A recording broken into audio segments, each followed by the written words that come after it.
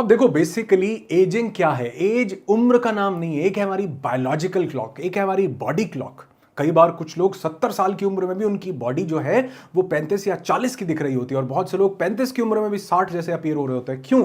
क्योंकि एजिंग के साथ बॉडी में बहुत सारे चेंजेस आते हैं, मेटाबॉलिज्म स्लो डाउन पड़ रहा होता है, हमारी स्किन जो है वो डिके हो रही होती है, हमारे कॉग्निटिव ब्रेन के फंक्शंस डिके हो रहे होते हैं, हमारी बोन डेंसिटी, हड्डियों में कमजोरी आ रही होती है, हमारा मसल मास वीक हो रहा होता है। ये सब चीजों को अगर कॉन्कर कर लिया जाए तो आप अपनी उम्र को कॉन्कर कर सकते हो। कैसे करोगे? इस वीडियो में पूरा डिटेल में बताया, बस इन चीजों को लास्ट तक देख करके फॉलो करना, हैरान रह जाओगे। क्योंकि बहुत सारी स्टडीज ऐसा बताती हैं कि वो लोग जो अपनी लाइफस्टाइल में, अपनी जिंदगी में ये कुछ चेंजेस ले आते हैं जो आज आपको बताने वाला हूं, तो वो अपनी उम्र से कम 20 साल कम अपीयर होने लगते हैं। और न सिर्फ अपीयर होते हैं बल्कि अंदर से अपने बोन, अपने मसल, अपनी स्किन, अपने मेटाबॉलिज्म, अपने ब्रेन, अपने हार्मोनल लेवल पर वो लगातार जवान बनाए रखते हैं। और ये सिर्फ वीडियो नहीं है बल्कि आपकी जिंदगी के लिए एक बहुत शानदार ब्लूप्रिंट आपको आज यहां से मिलने वाला है। एक सेकंड भी मिस मत कीजिएगा इस वीडियो का। अब बुढ़ापा आने का सबसे पहला कारण यह होता है कि एज के साथ हमारा मेटाबॉलिज्म स्लो डाउन होने लगता है। और अगर वो मेटाबॉलिज्म उस स्पीड से स्लो डाउन न हो तो आप देखोगे कि आप अपनी उम्र से 10-20 साल यंग न सिर्फ दिखोगे बल्कि महसूस भी करोगे। अब मेटाबॉलिज्म क्या होता है? मेटाबॉलिज्म हमारे खाने को, जो हम खाते हैं, उसको एनर्जी में कन्वर्ट करके हमको देता है।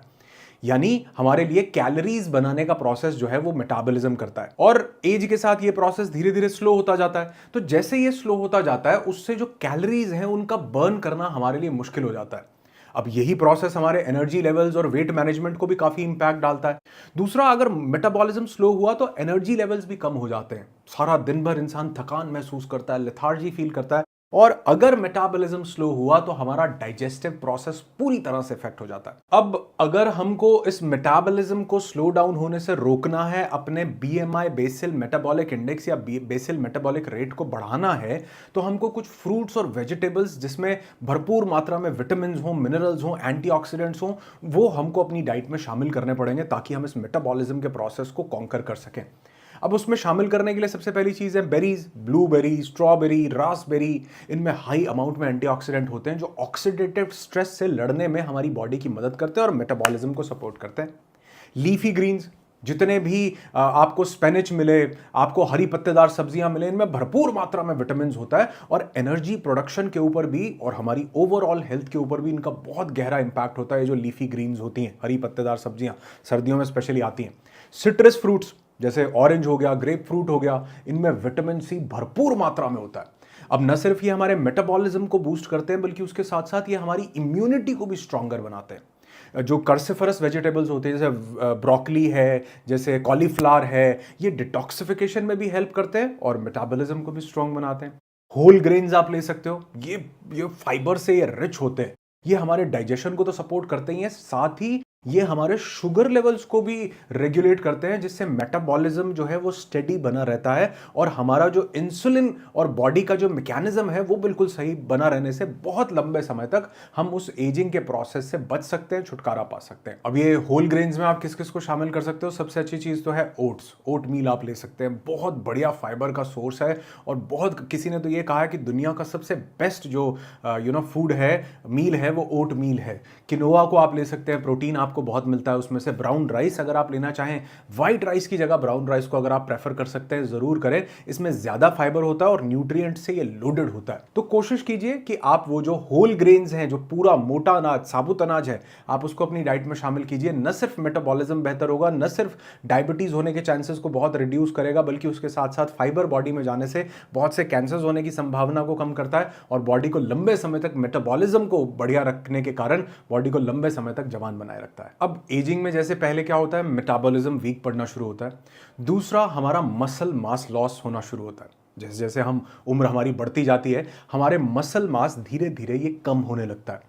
अब मसल मास कम होगा तो इससे क्या होता है, इससे धीरे धीरे हमारी स्ट्रेंथ और मोबिलिटी दोनों कम होने लगती हैं और जितनी भी हम डेली एक्टिविटीज, रोजमर्रा के जितने भी काम करते हैं ना, वो हमारे लिए कई बार मुश्किल लगने लगता है। हमारे शरीर में उतनी स्ट्रेंथ नहीं लगती। और ये जो मसल मास रिड्यूस होता है, इसके रीजन होते हैं हमारी बॉडी के अंदर जो हार्मोनल चेंजेस होते हैं। एज के साथ हार्मोनल लेवल्स, जैसे हमारा टेस्टोस्टेरोन है, एस्ट्रोजन है, ये कम होने लगते हैं और ये मसल की ग्रोथ और रिपेयर पर इनका डायरेक्ट इंपैक्ट होता है। ये उनको पूरा पूरा अफेक्ट करते हैं। दूसरी चीज होती है डिक्रीज्ड फिजिकल एक्टिविटी, यानी एज के साथ हमारी फिजिकल एक्टिविटी कम हो जाती है, जो मसल मेंटेन करने का जो प्रोसेस होता है वो थोड़ा सा मुश्किल हो जाता है। अब अगर आप अपने मसल मास को बढ़ाना चाहते हो और आप चाहते हो लंबी उम्र तक आप बॉडी के अंदर वो स्ट्रेंथ और वो पावर महसूस कर सको और बॉडी की एजिलिटी बनी रहे, बिल्कुल थकान और दर्द और ये सब समस्याएं 80 की उम्र में भी ना हो, तो आपको रेगुलर स्ट्रेंथ ट्रेनिंग को अपने डेली रूटीन का, अपने लाइफ का एक पार्ट बनाना होगा। आपको रेजिस्टेंस एक्सरसाइजेस करनी होंगी। ये क्या है बेसिकली स्ट्रेंथ ट्रेनिंग? इसमें एक तो आपको एक रूटीन सेट करना होगा। अगर आप 15 से 20 मिनट के लिए भी इसमें समय निकाल लेते हैं, हफ्ते में 2 या 3 दिन आप इनको जरूर करें, जो कि बहुत ज्यादा मुश्किल नहीं है। और दूसरा, आप कुछ टाइप की एक्सरसाइजेस कर सकते हैं, जैसे आप स्क्वाट्स कर सकते हैं, जैसे जिसको हम उठक बैठक बोलते थे, ऊपर नीचे बैठना, स्क्वाटिंग पोजीशन में बैठ सकते हैं। आप पुशअप्स कर सकते हैं। आप वेट चाहें तो वेट भी यूज कर सकते हैं, लेकिन उस वेट से मतलब ये नहीं है कि आपको जिम में जाना पड़ेगा। अगर आप चाहें तो ऐसे बहुत हल्का फुल्का सा, जैसे ये 1.5 kg का डंबल है, सिर्फ बहुत हल्का सा। या फिर सबसे अच्छा जो तरीका होता है वो ये होता है कि आप अपने बॉडी का ही वेट लिफ्ट करें। जैसे आप पुशअप्स लगाते हैं, अपने ही बॉडी का वेट लिफ्ट करते हैं। जैसे आप वॉल पुशअप्स करते हैं, अपने ही बॉडी का वेट लिफ्ट करते हैं। तो कहने का मतलब है, अगर आप अपनी बॉडी के वेट से ही एक्सरसाइजेस हल्की फुल्की 15-20 मिनट के लिए कर लेते हैं, तो ये भी आपकी जवानी में बहुत पावरफुली कंट्रीब्यूट करेंगी और जो मसल मास लॉस हो रहा है उसको ये बहुत बढ़िया तरीके से रिपेयर करेंगी। और हाँ, सही नींद भी आपको लेनी बहुत जरूरी है, क्योंकि जो मसल रिपेयर है या ग्रोथ है उसके लिए एक एडिक्वेट स्लीप होना बहुत ज्यादा जरूरी है। क्योंकि जब हम सोते हैं तो उस नींद के दौरान हमारे बहुत सारे रिपेयरिंग हार्मोन्स जो हैं वो बॉडी सिक्रीट करती है और हमारी बॉडी का जो वियर एंड टियर है उसके रिपेयर और उसके ग्रोथ को ये सपोर्ट करती है। अच्छा, एक आपको ना प्रोटीन रिच डाइट जरूर लेनी है। प्रोटीन जो है वो हमारे मसल के रिपेयर और ग्रोथ के लिए बहुत ज्यादा जरूरी होता है। अभी आपको प्रोटीन मिलता कहां से? बड़ा बढ़िया अमाउंट का प्रोटीन। देखिए, जरूरी नहीं है कि प्रोटीन के लिए आपको नॉनवेज ही लेना पड़ेगा। आप जो है अगर डेयरी लेना चाहते हैं तो डेयरी से आपको बहुत प्रोटीन मिल जाता है। अगर आप डेयरी भी नहीं लेते हैं तो बहुत जितने भी नट्स एंड सीड्स हैं इन सब से आपको प्रोटीन जरूर मिल जाता है। आपको जितने भी लेंटिल्स, दालें जितनी भी हैं उनसे आपको प्रोटीन मिल जाता है। चिकपीस है, आपको उससे प्रोटीन मिल जाता है। सब्जा के बीज हैं, इनसे आपको भरपूर मात्रा में प्रोटीन मिल जाता है। सब्जा के बीजों पर मैंने एक डेडिकेटेड वीडियो भी बनाया था। आपको मेथी दाने से बहुत सारा प्रोटीन मिल जाता है, जिस पर मैं बहुत जल्दी एक वीडियो आपके लिए लेकर के आने वाला हूं। आपको टोफू आजकल बहुत चलन में, आप टोफू को अगर यूज करते हैं तो उससे भी आपको प्रोटीन मिल जाता है। आपको योगर्ट से प्रोटीन मिल जाता है। तो कहने का मतलब है कि आपको हर एक मील में अपनी प्रोटीन जरूर शामिल करना है, जो मसल मास को मेंटेन करने और बिल्ड करने में बहुत ज्यादा हेल्प करता है। अब एक तो मेटाबॉलिज्म स्लो डाउन होता है, मसल मास कम होता है। तीसरा, हमारी बोन डेंसिटी डिक्रीज होने लगती है एज के साथ साथ। जैसे जैसे हमारी उम्र बढ़ती है, हमारी जो हड्डियां हैं उनकी डेंसिटी धीरे धीरे कम होती जाती है और इस प्रोसेस को ऑस्टियोपोरोसिस कहते हैं। यानी बोन डेंसिटी कम होने से बोन्स पतली और कमजोर होने लगती हैं और फ्रैक्चर और बहुत सारे ब्रेक्स धीरे धीरे बढ़ने के चांसेस बढ़ जाते हैं। और सभी एडल्ट्स में ये देखने को मिलता है, लेकिन स्पेशली जो पोस्ट मेनोपॉजल वुमेन होती हैं मेनोपॉज के बाद, उनमें ये बहुत जल्दी देखने को मिलता है। अब इसका रीजन क्या होता है? बहुत सारे हार्मोनल चेंजेस। हमारी बॉडी में एजिंग के साथ एस्ट्रोजन, टेस्टोस्टेरोन, इन हार्मोन के लेवल जो है वो कम होते जाते हैं और ये बोन हेल्थ को डायरेक्ट इंपैक्ट डालते हैं। एज के साथ साथ कैल्शियम और विटामिन डी की डेफिशिएंसीज हमको होने लगती हैं, क्योंकि ये न्यूट्रिएंट्स हमको मिल नहीं पाते, जो कि बोन पे डायरेक्ट इंपैक्ट डालते हैं। एक हमारा फिजिकली इनएक्टिव होना, हम regularly weight training, weight bearing exercises नहीं कर रहे होते, जो भी एक बहुत बड़ा कारण होता है बोन डेंसिटी के लॉस होने का। अब इसके लिए क्या जरूरी है? इसके लिए सबसे पहली चीज जो जरूरी है वो ये कि हमको कैल्शियम रिच फूड लेना है। वो ऐसा खाना जिसमें कैल्शियम काफ़ी हो, क्योंकि हमारी बोन की स्ट्रेंथ के लिए काफ़ी ज़रूरी होता है, जिसके बहुत सारे सोर्स आपको ऑब्वियसली डेयरी में, जैसे मिल्क, योगर्ट, चीज़, ग्रीन लीफी वेजिटेबल्स में, स्पेनिच में आपको मिल जाएगा। और अभी मैंने आपको बताया सब्जा के सीड्स, शिया सीड्स। तो अगर आप सिर्फ ये कुछ एक चीज़ों जिनमें कैल्शियम की मात्रा बहुत ज़्यादा, उनको डाइट में शामिल कर ले, तो आप देखोगे बुढ़ापे को आप बड़ी दूर से अलविदा कर रहे हैं। आप कह रहे हो भैया 20-30 साल और रुक जाओ। अच्छा, एक चीज़ बहुत ज़रूरी है ध्यान देने वाली, कि आपकी बॉडी को प्रॉपर विटामिन डी भी मिले, क्योंकि जो विटामिन डी है ना, ये आपके कैल्शियम का जो एब्जॉर्ब होना, आपकी बॉडी जैसे एब्जॉर्ब करती है कैल्शियम को, उस एब्जॉर्प्शन में आसानी पैदा करता है अगर आप विटामिन डी रेगुलरली लेते हैं तो। और इससे विटामिन डी लेने से आपकी बोन्स भी स्ट्रांग बनी रहती हैं। और इसके लिए सबसे अच्छी चीज है कि अगर आप सनलाइट के एक्सपोजर में आते हैं तो आपका ये विटामिन डी सिंथेसिस और आपका जो कैल्शियम बॉडी में एब्जॉर्ब होने का पावर है, ये बहुत जल्दी बढ़ जाता है। अब ये जो सनलाइट है, इसमें आने का ये मतलब नहीं है कि सारा दिन आप धूप में बैठे रहें। यानी कि वो जो सुबह का समय होता है, जब सूर्य उदय होता है, वो 1 से 1.5 घंटा बिल्कुल सही टाइम है आपका सन रेज को सोक करने का। इसीलिए सुबह सुबह हमारे सभी जो एंसेस्टर्स, हमारे पूर्वज होते थे, वो सूर्य को जल चढ़ाते थे या सूर्य की पूजा करते थे, प्रेयर्स की जाती थी। वो बहुत साइंटिफिक थी। हमने सिर्फ उस प्रेयर को या उस जल चढ़ाने को पकड़ा और उसके पीछे की जो साइंस थी उसको हमने छोड़ दिया। इसलिए आज हम इन सब चीज़ों में बहुत ज़्यादा अपने आप को समझते हैं कि ये अंधविश्वास है, सूर्य को हमारे जल की ज़रूरत है। अरे नहीं, हमको सूर्य को जल चढ़ाने की ज़रूरत है, क्योंकि उससे छन करके जो रेज पानी में से हमारे पास आती थी वो इस विटामिन डी सिंथेसिस को प्रमोट करती थी। वो हमारी बॉडी में कैल्शियम एब्जॉर्प्शन होने की कैपेबिलिटी को, कैपेसिटी को बढ़ाती थी। और आज हर दूसरे इंसान को विटामिन डी डेफिशिएंसी, आप जानते हैं। इसके लिए सबसे अच्छा तरीका है कि सुबह सुबह की सबसे पहली सूर्य की वो किरणें जो सुबह सूर्य उदय होने के साथ आपको मिलती हैं, उनको आप सोक कीजिए। उस टाइम आप सन बेदिंग कर सकते हैं, सन गेजिंग कर सकते हैं, सनलाइट की एक्सपोजर में आ सकते हैं। कम से कम 10 से 15 मिनट आप उस समय सूर्य के सामने ज़रूर बिताइए। अब नेक्स्ट जिसकी हम बात करने वाले हैं, लेकिन लोग अक्सर इसी की बात करते हैं एजिंग के लिए, ये है हमारी स्किन में बहुत सारे चेंजेस का आना। क्योंकि हमारी स्किन में जब चेंजेस आते हैं तो ये चेंजेस हमें विजिबल होते हैं अक्सर, चाहे वो रिंकल्स हो रहे हैं, फाइन लाइंस हो रही हैं, या लॉस ऑफ इलास्टिसिटी है, स्किन बहुत ज़्यादा टाइटनेस जो है उसको लूज़ कर रही है, इलास्टिसिटी को लूज़ कर रही है। तो ये जो प्रोसेस है ये बिल्कुल नेचुरल है, लेकिन अगर आप कुछ एक स्टेप्स फॉलो करते हैं तो आप इनको बहुत ईजिली डिले कर सकते हैं। तो जो कोलेजन है और फाइबर है, इसकी कमी के कारण रिंकल्स और बहुत सारी चीज़ें हमारे अंदर आती हैं। और दूसरा, एक कई बार ड्राइनेस और डिहाइड्रेशन भी जो है, स्किन का जो मॉइस्चर है वो रिटेन नहीं रहता उसकी, या रिटेन रहने की जो कैपेसिटी अगर हम ऐसा बोले तो वो कम हो जाती है, जिसकी वजह से ड्राइनेस और जो फ्लेकीनेस है वो बहुत बड़ा कारण बनती है हमारी स्किन की एजिंग का, या पिगमेंटेशन का भी वो बहुत बड़ा रीजन हो जाता है। तो इसको हम कैसे रिड्यूस कर सकते हैं? सबसे पहला तो अगर आप धूप में निकलते हैं ज़्यादा तो आप कोशिश कीजिए कि आप सनस्क्रीन ज़रूर अप्लाई कीजिए, और वो जो सनस्क्रीन है उसका एसपीएफ कम से कम 30 या उससे ज़्यादा होना चाहिए। एसपीएफ क्या होता है? Sun protection factor. तो एक तो जो है आप ये एसपीएफ वाला सनस्क्रीन यूज़ कर सकते हैं। अगर आप ये प्रोडक्ट्स में नहीं जाना चाहते तो आप एक काम और भी कर सकते हैं। मैंने चावल के पानी पर, राइस वाटर पर एक वीडियो आपके लिए बनाया था। ये राइस वाटर आपके लिए सनस्क्रीन का काम करता है। अगर आप कहीं भी धूप में निकलने से 5-7 मिनट पहले इस राइस वाटर को अच्छे से अपने फेस पर स्प्रे कर लेते हैं तो आप देखेंगे ये फेस पर एक सनस्क्रीन की तरह की ही शील्ड बना देता है, जो शायद उस केमिकल के जितना शायद इफेक्टिव ना हो पाए, लेकिन उससे 80-90% ये जो राइस वाटर है ये भी आपको देता है। लेकिन अगर ये उतना इफेक्टिव नहीं है तो इसके अंदर कोई हार्मफुल या डेंजरस केमिकल्स भी नहीं होते, आप चाहें तो इसको यूज कर सकते हैं। दूसरा, कई लोग अवॉइड करते हैं कि यार धूप में निकलना है तो हैट क्यों लगानी, कैप क्यों लगानी, सन ग्लासेस क्यों लगाने। जरूर लगाइए अगर आप ज्यादा धूप में निकलते हैं तो, नहीं तो आपकी जो स्किन है ये डैमेज हो रही है, लगातार यूवी रेज का इंपैक्ट आपके ऊपर ज्यादा हो रहा है, और स्किन की बहुत सारी कंडीशंस भी पैदा हो सकती हैं इससे। हर बार धूप में निकलना, ज्यादा देर तक एक्सपोजर देना स्किन को धूप में, ये बिल्कुल सही बात नहीं है। अब अगर आप अपनी स्किन को प्रोटेक्ट करके रखना चाहते हैं तो आपको एंटीऑक्सीडेंट्स जरूर यूज करने हैं, या एंटीऑक्सीडेंट्स जिन खाने में ज्यादा हैं। एंटीऑक्सीडेंट्स क्या करते हैं? ये फ्री रेडिकल्स को न्यूट्रलाइज करते हैं जो हमारी स्किन को डैमेज कर रहे होते हैं और एजिंग का बहुत बड़ा कारण बनते हैं। अगर हम एंटीऑक्सीडेंट लेते हैं तो ये हमारी स्किन को रिपेयर करते हैं, रिजुविनेट करते हैं और उसको यंग बनाए रखने में बहुत ज़्यादा मदद करते हैं। अब ये एंटीऑक्सीडेंट सबसे अच्छे आपको बेरीज में मिल जाते हैं। मतलब अगर आप गर्मियों में या बारिश के सीजन में देखेंगे तो जो जामुन है उसमें बहुत पावरफुल एंटीऑक्सीडेंट्स आपको मिलते हैं। थोड़ा सा समय आगे बढ़ेगा तो आप देखोगे स्ट्रॉबेरी में आपको ये बहुत बढ़िया मिल जाएंगे, लीफी ग्रीन सर्दियाँ आएंगी तो मिल जाएंगे। उसके बाद आंवले में इतने सॉलिड, आंवले पर पूरा डेडिकेटेड वीडियो है, सॉलिड एंटीऑक्सीडेंट्स, पावरफुल। ये एंटीऑक्सीडेंट्स बॉडी को मिले न सिर्फ एजिंग के प्रोसेस को रोकते हैं बल्कि और कितने ही फायदे आपको देखते हैं। लाखों लोगों ने इस वीडियो को देखा, आप भी जरूर देखिए क्योंकि आंवले का सीजन आने वाला है, ताकि आप भी ये जो फ्रेश आंवला पाउडर है या आंवला है इसको बना करके रख सकें और अपने लिए अमेजिंग हेल्थ बेनिफिट्स ले सकें। अब जैसे हमने और बहुत सारी चीज़ों का देखा कि हमारी एज के साथ साथ वो कम होती जाती हैं, ठीक वैसे ही एक चीज़ है जिसको हम कॉग्निटिव डिक्लाइन बोलते हैं।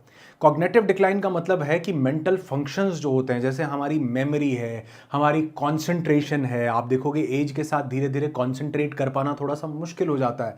मेमोरी यानी चीज़ों को याद करके, रिटेन करके उनको एक्सेस करने की थोड़ी कैपेबिलिटीज़ कम होने लगती हैं। साथ ही जो हमारी प्रॉब्लम सॉल्विंग स्किल्स हैं वो भी धीरे धीरे कम होने लगती हैं इस कॉग्निटिव डिक्लाइन की वजह से। और अगर ये कॉग्निटिव डिक्लाइन बहुत ज़्यादा हो तो यही कॉग्निटिव डिक्लाइन धीरे धीरे एल्जाइमर, पार्किंसन और डिमेंशिया जैसी बहुत सारी दिक्कतों का कारण भी बनता है।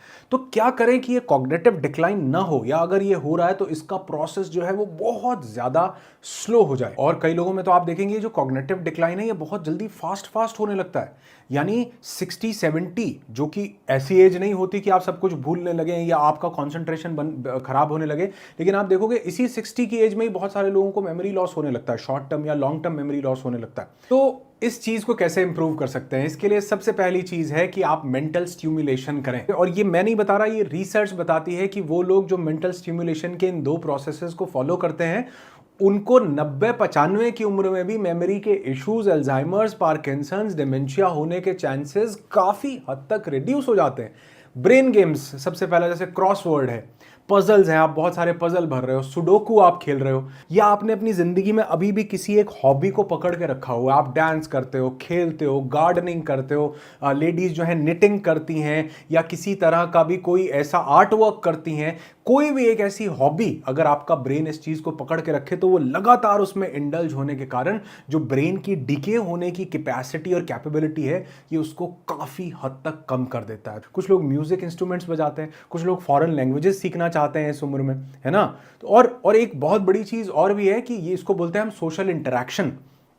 आप जितना ज्यादा लोगों से बात करते हैं ना उतना ज्यादा आपकी ब्रेन जो है वो एक्टिव रहती है और मेंटल हेल्थ भी इससे कहीं ना कहीं इंप्रूव होती है। साथ ही आप ओमेगा 3 फैटी एसिड जरूर लीजिए, ये हमारी ब्रेन हेल्थ के लिए सबसे ज्यादा जरूरी है, हमारी हार्ट हेल्थ के लिए बहुत जरूरी है, हमारे न्यूरोट्रांसमीटर्स सही से फंक्शंस कर सके उसके लिए बहुत जरूरी है ओमेगा 3 फैटी एसिड्स।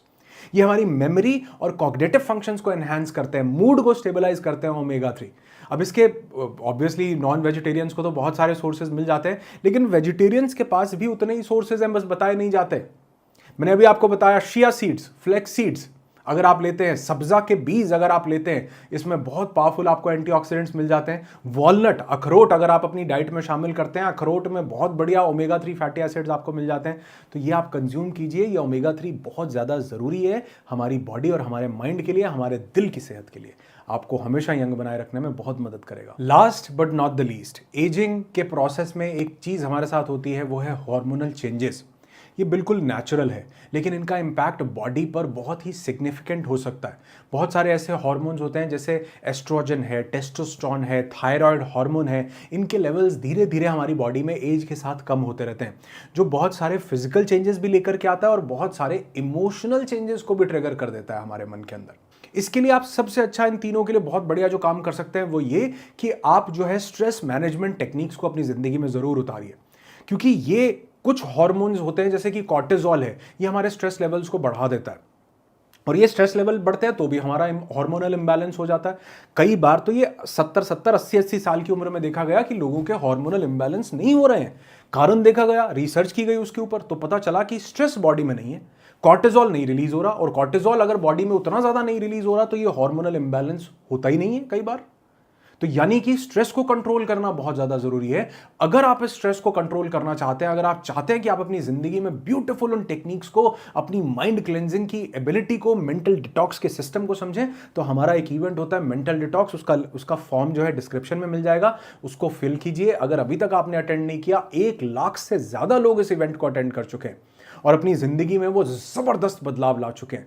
इसके साथ साथ हमारे और भी बहुत सारे इवेंट्स हैं, उन सबको चेकआउट अगर आप करना चाहते हैं तो सभी के लिंक आपको डिस्क्रिप्शन में मिल जाएंगे। लेकिन एक इवेंट जो मेरे दिल के बहुत करीब है, ये है हील योर सोल। वादियों में, पहाड़ों में शानदार कुछ स्पिरिचुअल प्रैक्टिसेस, कुछ मेडिटेशन सेशंस, कुछ टीम और ग्रुप एक्टिविटीज, कुछ ऐसी चीजें जो आपके सोल के साथ आपके कनेक्शन को इंप्रूव करती हैं, वो सब कुछ हम इस हील योर सोल में, और बहुत ही पावरफुल हीलिंग टेक्निक्स, आपकी लॉन्जेविटी को, उम्र को बढ़ाने के लिए आप क्या क्या कर सकते हैं, वो सब कुछ हम यहां पर करते हैं। 4 दिन बिताइए मेरे साथ हील योर सोल में।